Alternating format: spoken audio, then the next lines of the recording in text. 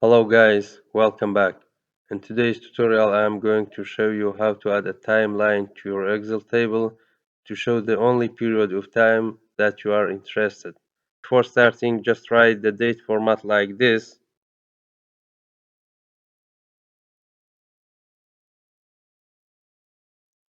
This is the format date.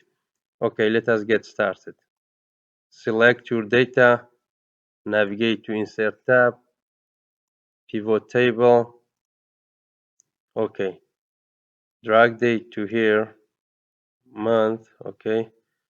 Then sales report name, product name, bring sales to here.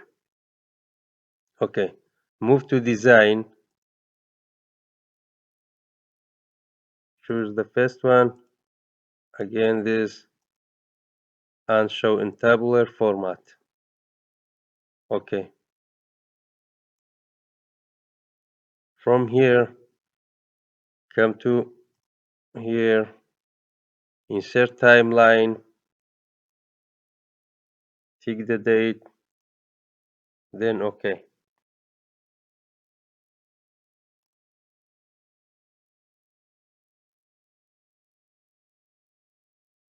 Bring it to here, or add two more rows. Okay.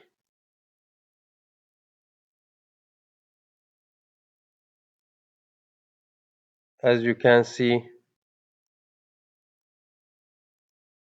it shows you only the period of time that you want or you are interested. March, April, shows you the data. For more daily tips and tricks, subscribe us and don't forget to like the video.